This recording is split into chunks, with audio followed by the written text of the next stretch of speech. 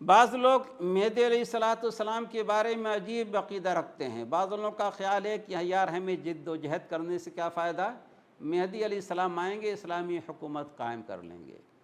بعض لوگ مہدی علیہ السلام کے خروج ہی کا، ان کے آنے ہی کا سرے سے انکار کر رہے ہیں کہ تاکہ امت میں کوئی جھگڑا نہ ہو اور مہدی کے انتظار میں لوگ دین کی اقامت کے لیے کوشش نہ کریں۔ یہ دونوں باتیں غلط ہیں۔ امام مہدی آئیں گے،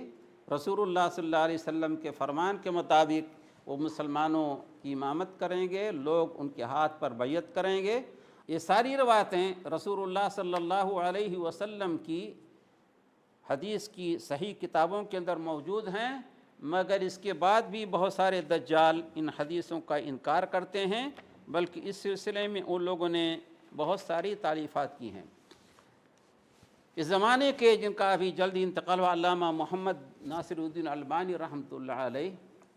ان کی ایک کتاب ہے سلسلۃ الاحادیث الصحیحہ اور سلسلۃ الاحادیث الضعیفہ۔ سلسلۃ الاحادیث صحیحہ میرے خیال میں 8-10 جلدوں میں ہے، ایسی ضعیفہ بھی۔ وہ اس کتاب کے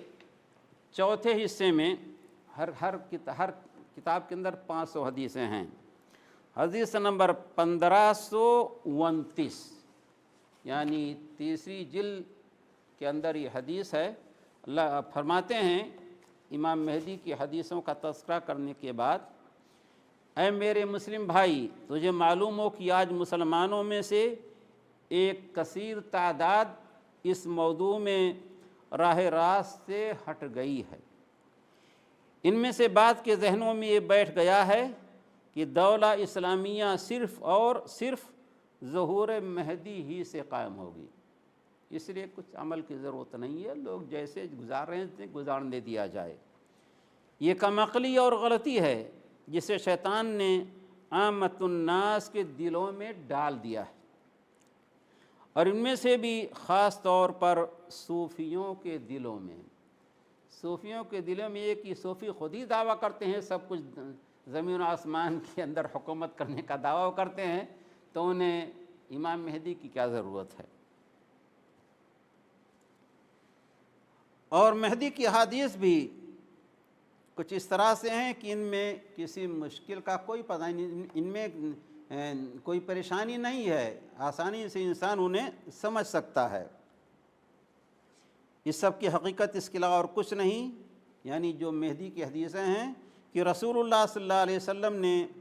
اپنے اہل بیت میں سے ایک آدمی کے متعلق مسلمانوں کو خوشخبری دی ہے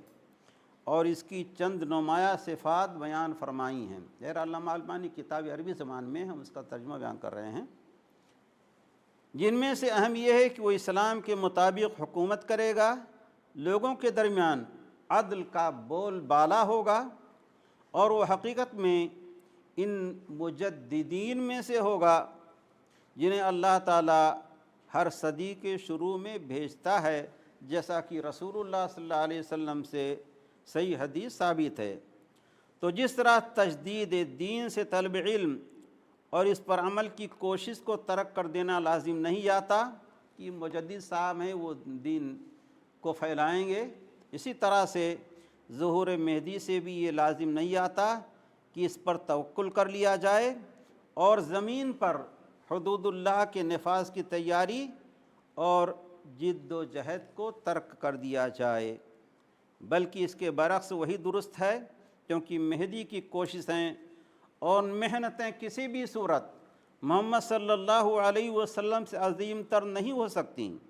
اسلام کے ستونوں کو پختہ و مضبوط بنانے اور دولت اسلامیہ قائم کرنے کے لیے آپ صلی اللہ علیہ وسلم نے 23 سال تک کوشش فرمائی۔ اگر آج مہدی ظاہر ہو جائیں اور مسلمانوں کو بکھرے ہوئے اور جماعتوں میں بٹے ہوئے پائیں، اور اس کے بعد پھر ان کی پہلی کوشش یہ ہوگی کہ لوگوں کو ایک پلیٹ فارم پر جمع کریں، اگر ایسا نہ کریں گے تو پھر وہ دین کا کوئی کام نہیں کر سکتے۔ کہتے ہیں کہ اور ایک گروہ نے دیکھا کہ مہدی کے عقیدے کو گزشتہ اسلامی تاریخ میں فائدہ اٹھانے کے لیے نہایت بری طریقے سے استعمال کیا گیا ہے، یعنی بہت سارے لوگوں نے مہدی ہونے کا دعویٰ کیا، تو انہوں نے کیا کیا، بہت سارے خود غرضوں اور بیوقوفوں نے بھی اس کا دعویٰ کیا، اور ان بے حیاؤں کی وجہ سے اندھے فتنے کھڑے ہوئے، جن میں آخری فتنہ حرم مکی میں سعودی مہدی جہمان کا تھا۔ اس کی وجہ سے بہت سارے لوگوں نے ان حدیثوں کا سرے سے انکار کر دیا ہے جو امام مہدی کے بارے میں رسول اللہ صلی اللہ علیہ وسلم سے صحیح احادیث سے ثابت ہیں۔ خلاصہ یہ کہ امام مہدی کا ظہور ہوگا جیسا کہ رسول اللہ صلی اللہ علیہ وسلم نے فرمایا، اور دجال نیز عیسیٰ ابن مریم علیہ السلام کے نزول سے پہلے یہ مسلمانوں کے حاکم رہیں گے، اور ان کی حکومت کے دوران امام